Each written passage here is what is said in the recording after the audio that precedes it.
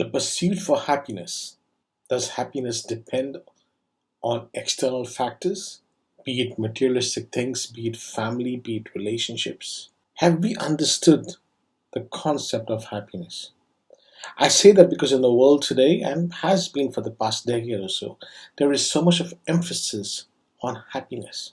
Can I be truly happy if I had a Lamborghini? I had $100 million in my bank account. Would that really be happiness?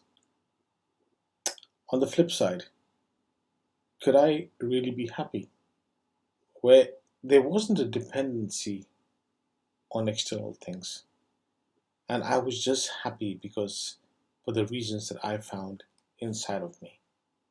Is this all a myth? Is it possible? And in this rat race that we're finding ourselves drowning many a times, is it possible for us to be happy just for the sake of being happy? Today with me, I have a beautiful lady, if I may say so, based in America, an actress, and that's one of the things that she does, but she has dedicated her life to making the world around her happy. And that started with making herself happy.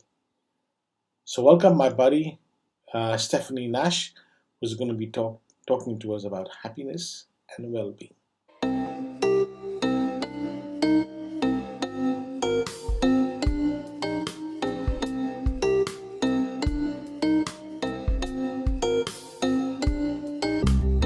Hello everyone, this is Tagore and welcome to my podcast, A Pint of Imbecile Wisdom. And today with me, I've got a lady who has dedicated her life to the well-being of humanity, to making sure that we all living in respect with each other and in respect of ourselves. And she was recently made me very jealous because she went out whale watching. I was stuck here in a corporate world, so to speak. So without any further ado, welcome to the podcast, Stephanie. Hi. Hi, thank you very much. And there were no whales. I just spent 14 days in solitude in nature with no whales, but Oh, okay. I did a lot of good purifying and had good times with coyotes. Okay. So Stephanie, the topic today is really about the well-being of ourselves and in turn the well-being of humanity itself as a race, as a human race. But that goes beyond the human race as well, to every living creature within us. I think that I personally believe have, if not an equal right, a close to an equal right to what all of us have on this planet. And that right only comes into play when we understand ourselves, when we are at peace with ourselves, and when we respect ourselves and the creation around us. So before we go into all of that, why don't you tell us a little bit about yourself, Stephanie? Oh, okay. I've been teaching mindfulness. I met Shinzen Young in 1998 and thought he was really onto something. And within 2 years, I was one of his probably main teachers at that time. So I've been teaching with him, for him, in his system for 22 years, I guess, with mindfulness. There are other traditions I also partake in. I also happen to be a professional actress, so a lot of people see me on TV shows and movies and films, and you don't often see your meditation teacher on TV. And it's interesting. I had another interview where people said, "How does mindfulness affect acting?" or "How does acting affect mindfulness?" But that's a different story. Let's deal with humanity for today. But so I've been an actress out of Yale School of Drama for 45 years. Wow. 40 years. And I've been teaching mindfulness meditation for 22 years. I've also taught film directors and actors, and I can teach you how to juggle if you want, or play a saxophone if you like. That's interesting. That's enough about me. No, that's very interesting. You've got an acting career. So why the switch into something completely on the opposite side about meditating and well-being? What was the trigger for that? Well, I can give some short, funny answers, but I would say my life, I'll try to condense this down. My life kind of crashed at one point, and things weren't going well. And it was in the process of I had spent my life trying to work out conditions on the outside for everything to be okay. And then when the conditions didn't go well, I crashed. And so as I re-examined and said, all right, let me look at the inside. Let me change what's going on the inside. And I was a skeptical New Yorker. I mean, don't talk spiritual stuff to me or I'd leave the room. I mean, I was one of those people. So I can talk to those people, by the way. Like, why should I meditate? What are you doing with your eyes closed? You're trying to hypnotize me. Like, I was that person. And then I changed, and that was a long journey. That's a whole long talk. But during the course of it, something happened at an acting retreat, actually, at an acting camp. Something happened where my whole perception, my experience of the world changed, and I didn't know what it was. And I didn't have anyone to talk to because I was the person who left the room when you said anything about spirituality. So I didn't have anyone to talk to about it. And I had a psychology degree from Duke. So, I knew that if someone came in saying some of the things I was experiencing, we'd either give them drugs or put a little white jacket on them and put them in a room or something. I mean, it was some wild things I was experiencing, but I knew it was good. I knew it had to do with evolution. And so I kind of created my own system, and that changed everything for me. For a period of time, I couldn't act then. I didn't want to be other people, which is tough if you're an actor. Yeah. So, it's not really helpful. And then I kind of created my own thing and was looking for people. And I moved to California because New York, it was like I had no skin. I was too sensitive. I couldn't quite be in the city anymore. And then 6 years, that was in 1992. So in 1998 I met Shinzen. But the teaching of meditation wasn't something I didn't really want to meditate, nor did I want to teach it. I just wanted to talk to someone about my experience. And the only people, and then I found out about enlightenment. I went, I want to talk to one of those people, but they all seem to be in India or dead. I couldn't find anybody to talk to. This is before Google or computers, okay? And so then I found Shinzen, and I liked his approach. I looked at other teachers too, but I went, that's it. And I was always a teacher. I come from a family of teachers. I was teaching actors. I taught film directors. Like I said, I can teach you to juggle. I can teach you to play the saxophone. My mom was like, my family are like the best, amazing teachers. So that's kind of what we do. You learn something, you go teach it. And then when I was learning mindfulness, I was with Shinzen, and I'm good at explaining things in easy ways that aren't, you don't have to believe something. And then I was helping his teachers. He was changing his system all the time, and everyone went, what's he doing now? And I went, it's like this. And so I would go give little cheat sheets to the teachers to help them get it. And then he said to me, you really should teach this. And I said, no, I don't have time. I've got too many other things to do. And then people just kept asking me to teach. And I went, well, okay, just this once. And okay, just this once. And then the shift where it really became, so then I just started teaching it because I liked it and it was helpful. But the shift happened. It was one day where I had an audition where I had to act. I taught a directing class where I taught directors to work with actors. I taught an actor how to be on a TV show, help coach them. And I had a meditation client where I helped him change the relationship to the voice in his head. And at the end of the day, I said, wow, those are 4 totally different things, but it feels like I'm doing the same thing. I'm kind of just showing up with what I know. But changing the relationship with the voice in your head, I don't know how much longer I'm going to be on the planet, but that kind of seems more important. And then I then became less interested in working with actors or directors. And I then really, if you can help someone change how they think and how they look at their thoughts and feelings, and to go from someone who's depressed or anxious to being happy and empowered, that's yummy. That's better than getting applause from 500 or 5,000 people on a stage. That's not how they think about me. That's their lives being different. And some people have children. This is what I do. I thought, I don't know how much longer I'll be alive, but I want to leave the planet a little better than I found it. And Absolutely. this is a road that I saw I was good at it, and I was doing it in a different way than anyone else. When I started, there weren't women. There were very few women, and it was mostly a lot of Jewish men teaching mindfulness, and nobody was funny.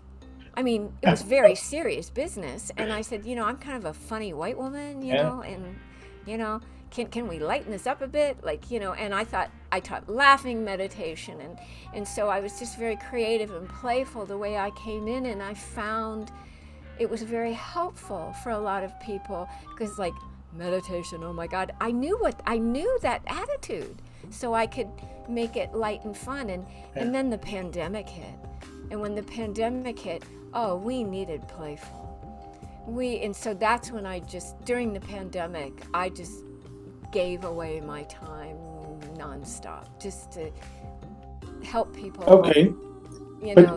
So that's what took me there anyway. But Stephanie, you also answered a second question I was going to ask you. Why the Shinzen School of Meditation when there was so much available out there? Yoga has been exploited in many ways.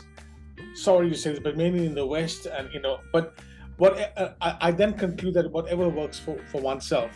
But coming back now to the topic I wanted to ask you is, why is mindfulness become such an important? Why does it have such an important focus, especially over the recent times? What do you think has triggered this within all of us? No matter where you come from, there's a lot of focus on mindfulness, and there is a need for it, absolutely. But what has triggered this dire need for mindfulness? Well, that's a really good question. I don't know if anyone's ever asked me that, and I can just give my take. I don't know that if I'm the authority on what has happened, but our world's a mess right now, in case you haven't noticed. There's just nothing going well. I mean, we're the planet environmentally, we're not treating it kindly. We're not treating each other kindly. The politics here in the U.S., there's social unrest, there's political unrest, and what's happened also, because when I started teaching meditation 20 years ago, it wasn't cool. I mean, no one wanted to do it. And it's cool now. Now it's been in the front of magazines. And I think what's also come in is the internet, which is a gift, and it's the reason we can talk, and it's connected us in a wonderful way. But when I work with anyone who's now, I would say, under the age of 45, they came in with a world with 1,000 things coming at them, and social media, and it's overwhelming. Everyone's holding their breath just to navigate it, and we need now. I grew up in a small town, and people didn't have televisions, and you just hung out, and farmers kind of had a natural kind of meditation going. Now their senses are bombarded, so I see a lot of young people coming in, and I work with them on posture, and I'm realizing they're not breathing. And so I think the world has gotten to a point that it's more than what we in this human body can kind of process. And so now we need to deliberately develop the muscles that might have been natural if you're living on an island, or you're an indigenous tribe, or I don't know. We have so much more what we call stress. And in fact, I talked to a 7-year-old little girl, and she said, I have so much stress. And she was 7. And I said, that's ridiculous. And I said, do you really? And I said, so tell me, what's stressful in your life? And she said, well, my mom and dad are getting divorced, and they're fighting all the time. And then I've got this recital, and then and then she said, and her brothers, and she named things that would be stressful for any adult, and she's 7. That's and ridiculous. I mean, yeah. So I think we teach kids at a young age we used to call it reading, writing, and arithmetic. We teach them how to read, we teach them how to do math, we teach them how to think, but we don't teach them how to focus their mind, how to be present, how to process emotions, how to live the life with more happiness regardless of condition. We don't teach them that. We're starting to now. And a lot of people I've taught are now taking it on to teach children, and I'm just cheering them on because that's our future. Absolutely. And I also feel, Stephanie, I've seen this a lot over the past few years, that many people are forcing their kids to think like adults. And I say that's completely wrong, because they're kids and they need to be kids, and there's this whole desire of getting their kids to fulfill, and I think subconsciously people do want their kids to fulfill their own unfulfilled dreams. And that's been going on forever, but and we've had a backlash. Like, there was a generation where everyone was the first kid to go to college in their family, and their father was a janitor, and their parents worked hard just to give the kid money for college. And now you got kids graduating from college and living at home with the parents, because they can't make money in this. I mean, it's all fakakta kind of. It's all kind of, And I'm not a parent. I contributed to my sister's kids. I call one my own, but my sister points out she came out of her body, and I go, okay, that's just a technicality. Yeah. But I do know what that care is of wanting something, and where I think that comes from a good intention. As a parent, you want good for your kids, and so a lot of them want their kids to have it better than they had it, and they're maybe not aware that what they're doing maybe is helpful in allowing the kid, like you said, to be a kid. I'm taking care of my mom's puppy, and I'm looking at this puppy who says delight and running around, and everyone said, well, you better train the puppy to stay at your side. And I'm going, oh, this is the first time he's seen other dogs in his life, let him run around and be a puppy. And so that's, we've got to learn, unfortunately, because we don't live in the same kind of family communities that our ancestors did. So we have to learn kind of ways of relating to each other in certain kinds of ways. And our family units, we tend to take old people and say, you're not good anymore. And in Native American, the elders are where the wisdom is. You honor them. Exactly. And we don't. We put them in nursing homes. Exactly. And the other thing is, Stephanie, I know somebody who was so hell-bent on putting her 9-year-old kid in one of these reality TV shows competitions. And I've said, why do you want to do that? Is it to fulfill the kid's dreams or your dreams? Because and the kid goes through so much of pressure added on with everything else that's happening. I have seen kids, because now they see TV shows and on film and Instagram or whatever it is, and they want to do that. So a lot of these kids I've been working with in the past 20 years, as opposed to when I started 40 years ago, the kid wants to do it, and I do think it's the parent's job to help create balance for the kid. Correct. So even if the kid wants to, you're going to have a night where you don't work or something, So, but it's not up to me to tell anyone how to raise their kid. I mean, I'm just seeing what I say, or saying what I see. So, Stephanie, now coming to the sort of the main thing that I wanted to talk to you about. I mean, I feel that this is a hope for me in many ways. I'm kind of tuned to be a corporate person. And what I mean by that is that if I don't have something pressurizing me to solve, I don't feel I'm having a normal day. Yeah. So if I go out, get answers. Yeah. So if I go out with my wife and my daughter just to have a peaceful lunch somewhere out in lovely Singapore, after about an hour at lunch, I get very twitchy and restless because I need something to do. I don't know how to enjoy the calm. Why is that important in today's day and life, that we try to retain that calmness and the joy of just not doing anything in life? I don't know. I wouldn't. I'm not sure I would actually make that. For me, I don't know that I would make that statement. For me, it kind of gets back to what we were talking about with the kids. Balance. You want balance. It's not, for me, it's not just about enjoying the calmness of life. It's about enjoying every moment of your life. So if you're solving a problem, how do you enjoy that? If you're with your family, how do you enjoy that? So whether it's calm or active, I want to experience each moment in a way where I'm present and feeling joy and gratitude at being here and contributing in some way. So for me, it's not just about enjoying calm. The reason I think you're saying calm is because that's the thing you're going, I'm not enjoying that. So I could answer the question of how to do that more, but I don't think it's important that more people enjoy calm. I think I would like more people to enjoy every moment.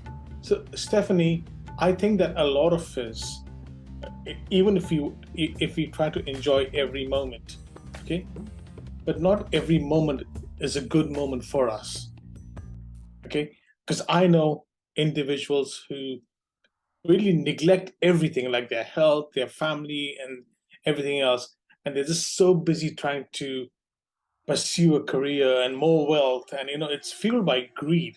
Driven, Okay, yeah. and that's not a good thing in any way. I mean, you might enjoy it, but it's not a good thing for you. So, what would you say to something like that, Stephanie? That's happiness dependent on condition. Um, my teacher, let me do this real quick. He did. Here, I'll just do it like this. Okay. Say if there's a thing here. So let's say above the line is happiness is independent of condition. Below is happiness dependent of condition. And over here is conditions are good, and here's conditions are bad. Let's see if I get this right now. So conditions are bad, conditions are good, and this is about conditions, and this is independent of conditions. So if my happiness is dependent on if I have the things, if I have the money, if my children go to the right school, if I have the right clothes, if I have the right friends, and these conditions in my life, if my happiness is dependent on having those conditions, this is called fool's paradise. This is Shinzen. This is Shinzen's thing. So if conditions are bad, you're in the hell realm because your happiness is dependent on those things being good. That's what crashed for me. That's what I was doing. I was at Yale School of Drama and everything was going good, and then the conditions were not good. And then I was in hell. So I had to work on the inside. That's what I teach. That's that mindfulness. It's tuning into your emotions in a new way. When you start tuning into how to process emotions, where to focus your attention, how to be present, it starts to shift your values. It starts to shift what you want and why and how. And then if conditions still aren't good, but you're not dependent on them anymore, you're then in what we would call purgatory. You're in purification. And here, conditions are good, but you don't care. You're happy independent of them. What starts to happen when you're happy independent of condition and conditions are good, conditions are often good because you're drawing it. You're allowing it. You're usually in a heart open place. You start, rather than, I don't have the right friends, you start drawing different friends. You start getting a career that's more satisfying for you. Rather than, this one makes more money, but I'm miserable. Yeah.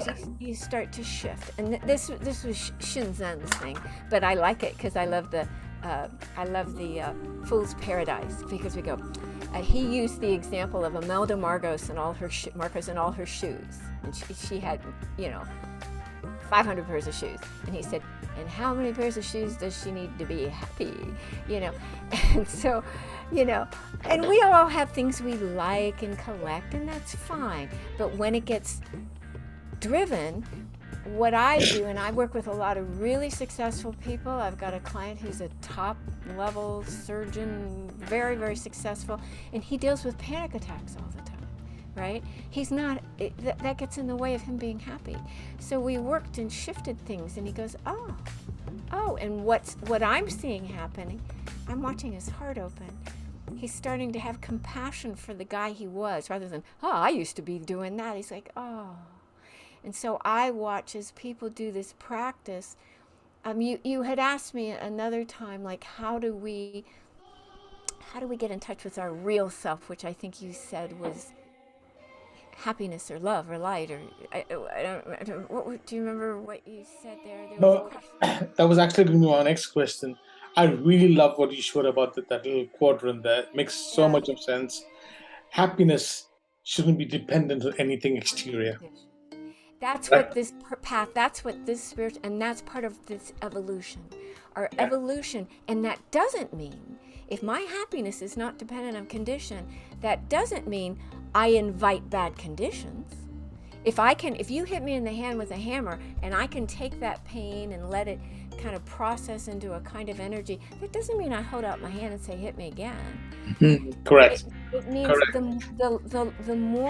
the more I'm less dependent on grasping and, oh, what a great microphone. I'm sorry if I messed up the sound there, or I hate that. The more we allow and really tune in to what we're feeling in a given moment, the more we're living with blinders on, and that's all we see. The more you do that, you get a different view, and you see Correct. more options, Correct. and then you Correct. get more creative, and then you see opportunities you didn't see, and people you didn't recognize before become this gifts in your life, and then your life becomes this magical. So that this quadrant is good because you're living in the Tao. Yeah.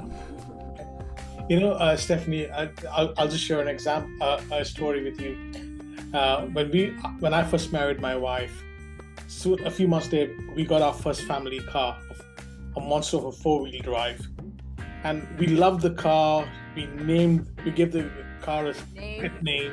We named the car, What did you and name it? What did you name the car? she named it Silly Billy for some reason. Silly Billy? Oh, I love Yeah. it. Okay. And about 5 years into our marriage, we were getting asked by family and close friends saying, "When are you changing your car?" And we said, "Why would we want to change our car?" We said, "We love the car. It's working fine. It does what it's supposed to do, you know." But that was the thing. A lot of people expect you, but we were just happy with what we had, And when we finally moved from there to Singapore, we had to sell the car, but that was a different story. But here's the thing, though, in the world that we live in today, materialistic greed, I think, is one of the main reasons that comes in the way of us being truly happy. Would you agree with that? Probably one of the main things that's creating the not good conditions in the world. We have other, we can be resentful and angry, and there's other things, but greed can be one of them. And anybody who's got greed, that's kind of the Imelda Marco's shoes. Like, does that extra $1 million? Are you how are you feeling? Is it good? Are you having a good time? I have to do that a lot to people. I go, how are you feeling? And they go, oh, not very good. Okay. And I can help them feeling better in about 10 minutes. And I said, how much is that worth?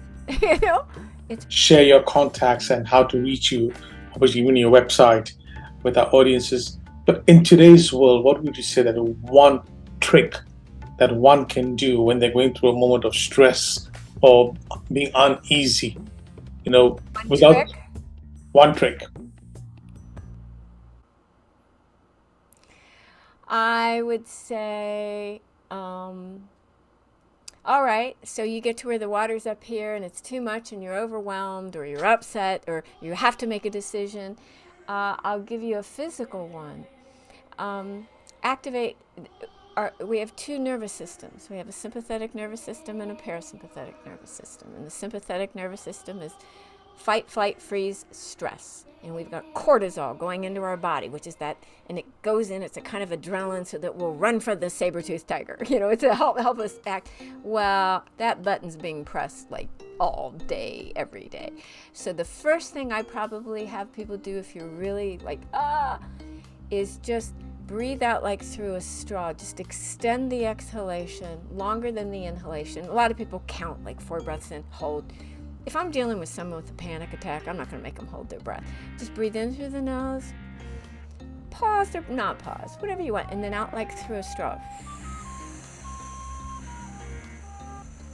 And what does that do, Stephanie? And just do that. You do that and then take a little catch breath in between and do that for 3 to 5 breaths. And what that does is it stops cortisol from going into your system.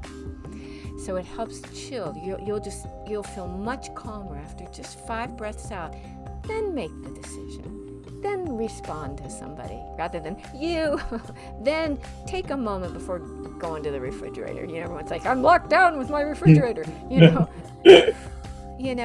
Just that calm. There's also like, then you work with the main culprit for a lot of stress for most people. It's the voice in the head. And I have a lot of people come saying, can you make it stop? And I'm like, you're going to need it, but you don't have to be a victim of that same thought going around again and again and again. Wow. Okay. Right? Because why do you need to think it 5 times? All that does is get you more, all that does is that puts logs in the fire of creating the cortisol. So the breath out can stop the cortisol. Then, when that thought comes back, I'll give you one quick one for that, quick in the moment one. Slide out to hear external sound in that moment. My air conditioner, the puppy breathing behind me. I've got birds outside. I don't even care if it's a icky sound like traffic or a fire alarm. Just sliding out to sound. The same part of the brain that hears the voice in your head hears external sound. So when it's going, you're not good enough, and da-da-da-da-da, and he shouldn't have, and you need more money, or whatever the voice is, just say, that's nice, now let me listen out and really hear sound in your environment, and that just unplugs it.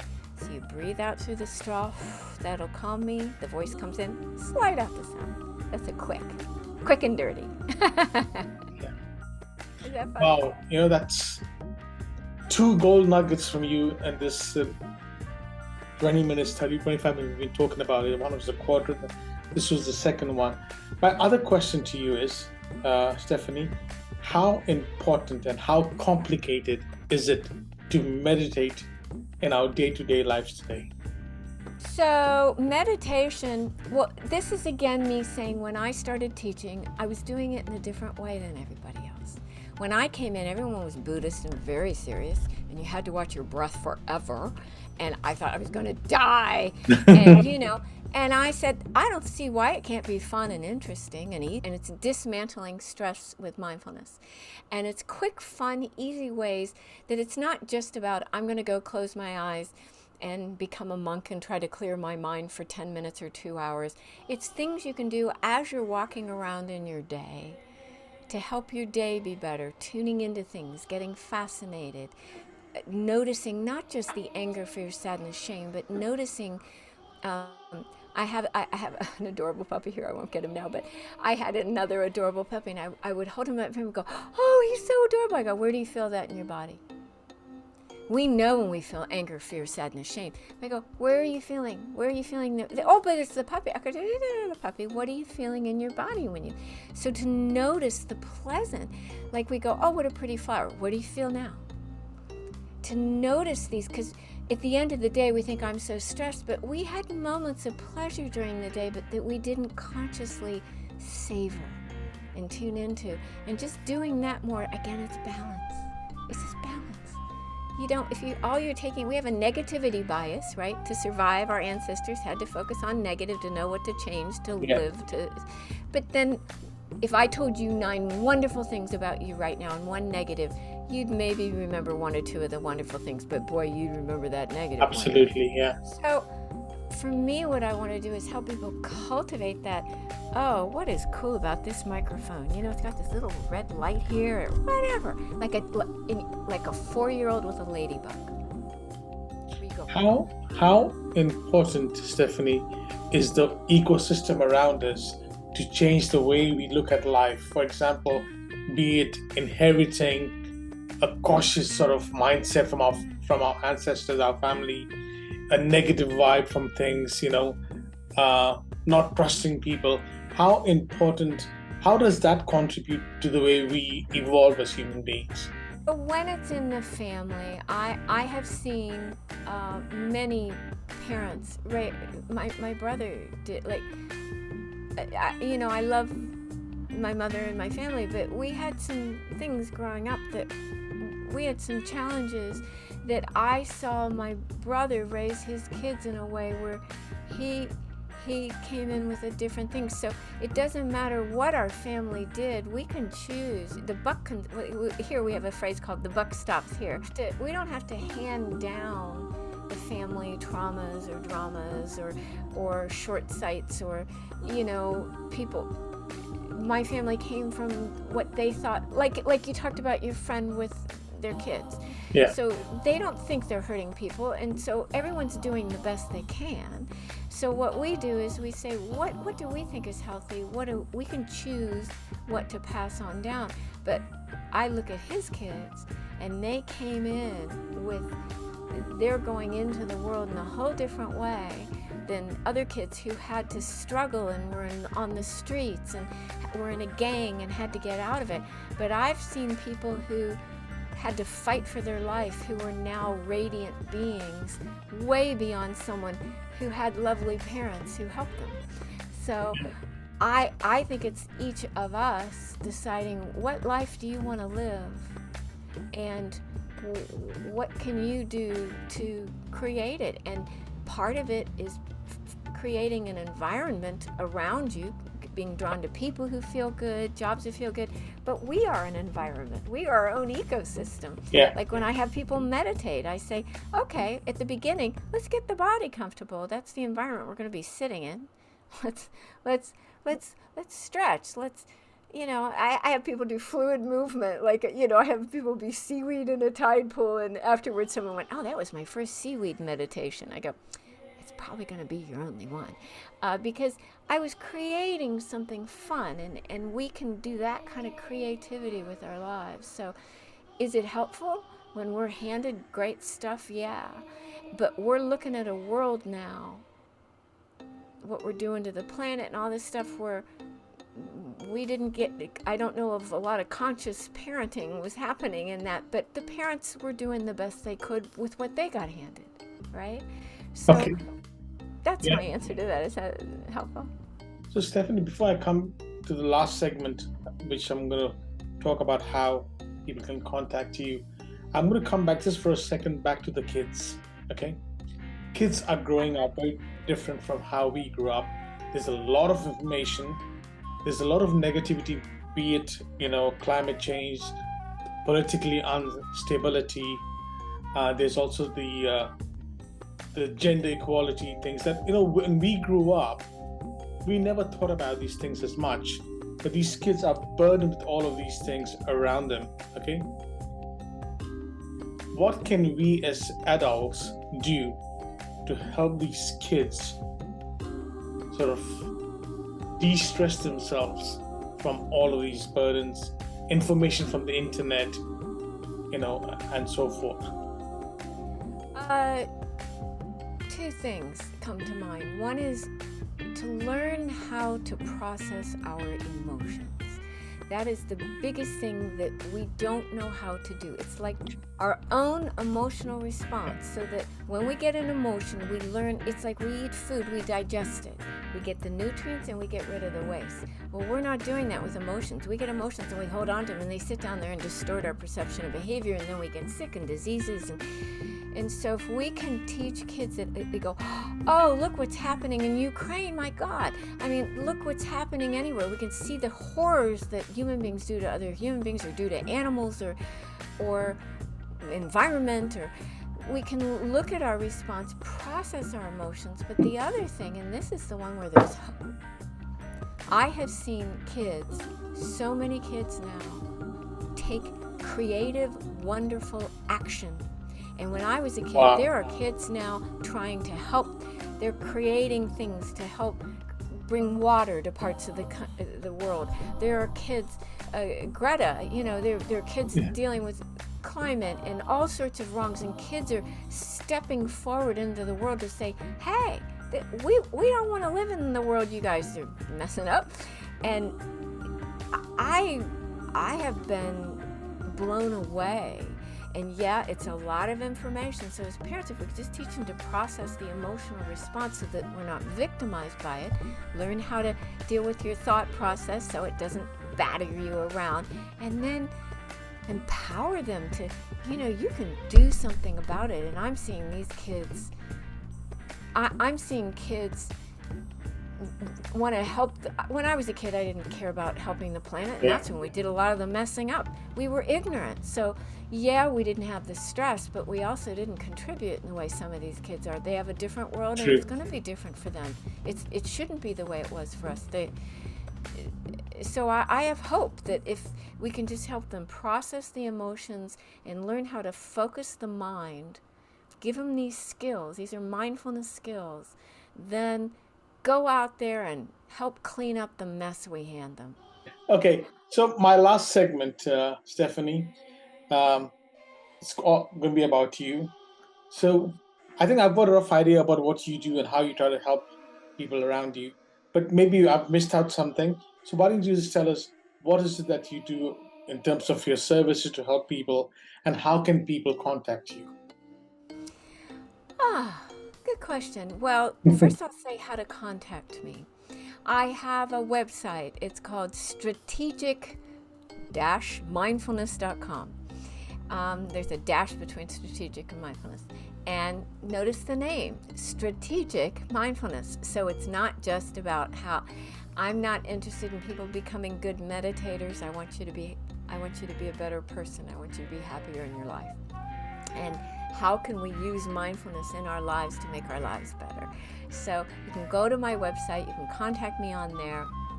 I've got online programs. I've got a Let Go of Negative Thinking and Judgment program on there that's quite popular. I'm on a lot of apps. I'm all over the Insight Timer app, which, you don't have to listen to me on the Insight Timer app, but get it and listen to the bells. They have the best recorded bells. And if you want to sit for 20 minutes, don't look at the clock. Set a bell. And I have gongs go off every 5 minutes just to let me know how much time is passing, or if I want to change technique or something. But it's a lovely gift. It's free. But there's a lot of ways to access me. Insight Timer app. I'm on the Bright Mind app. I'm on that app called Clubhouse now. I guide meditations publicly for people all over the world every Monday and Friday. So those are kind of ways to reach me. I am at this time, we'll see how it goes, putting together an app of my own offerings, because I don't just do mindfulness. Because of my acting training, I'm also, a lot of mindfulness teachers are teaching from the neck up. You got a whole body here. And so I can help people, I can help change how you think and feel just by how you're holding your body. That's kind of helpful. And so I want to be able to offer, I also have a whole programs of helping people rewire their relationship with food and eating. But that's for a select group. Like, some people have compulsive eating, a majority might not. So what I want to do is I want to have an app where people can go and say, here's mindfulness, here's 4 panic attacks. I used to have panic attacks. Okay. And I had compulsive eating. So I want a place where people can go to just work with panic attacks, or just work with increasing concentration, or just work with, or just work with eating, or how can we be more embodied? And so I'm putting together this app. I'm playing with different names, so I don't want to give you a name because I might change it. No, that's okay. But the information for it will be on my website when I do it, because I don't want people to go to a website. We're carrying these things around. Absolutely. I want people to go, what was that again? Oh, yeah. Put it down. Get on with your life. I don't want to make people looking at computers more. We've had enough. I thought that's the way I want to be in your pocket.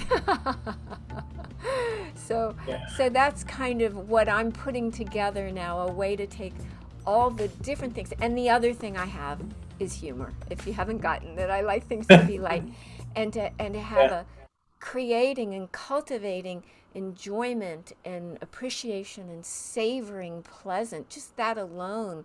When I'm working with people in pain, oh my God, you just get the voice in their head to go, and then have them tuning into pleasant, and they're like, oh my God, I couldn't see it before because I was in so much pain. And humor. But you Hello. also do workshops, correct?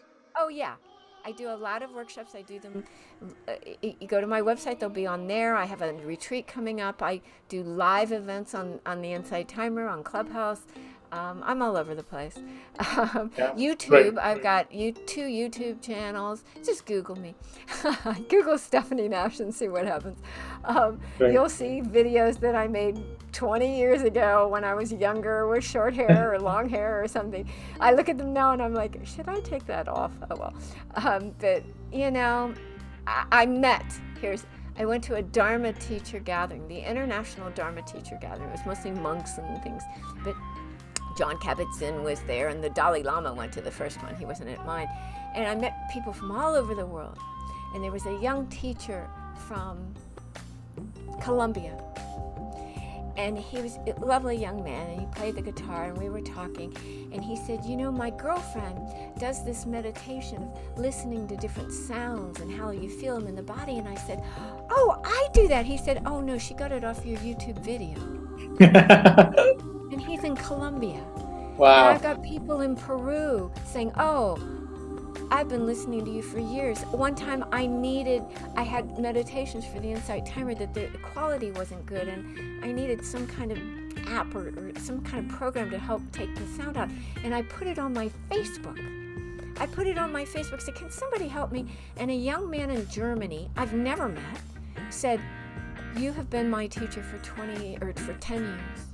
I have, you have been my gateway. I'll do anything you want. Give it to me. I have a program. I'll do it. And I sent it to him, and then he cleaned it up, and I went, that's great. And he goes, oh, give me all of them. I go, oh, no. Just tell me what the program is. But, so you don't know who you're helping. You just put things out there, and you can come to a live workshop or just find a video somewhere of me or any teacher, whoever makes you feel good, whoever you want to listen to. Wow. But just know that if you are in pain, discomfort, stressed, overwhelmed, there's another way of looking at it.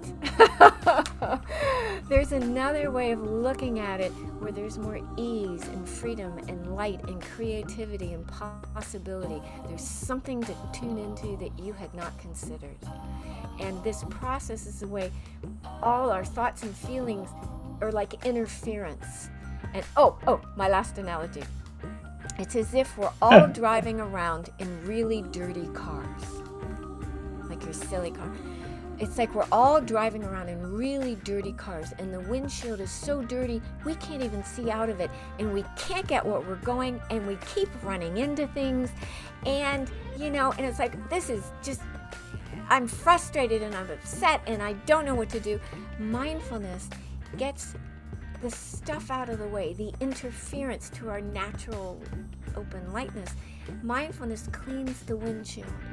So not only can you see the road better and get where you're going, and you don't hit the lady on the bicycle, and no one's mad at you, right? And you can go, what a beautiful day. Good analogy. Thank you so much. That was so beautiful. That was so amazing. That was great.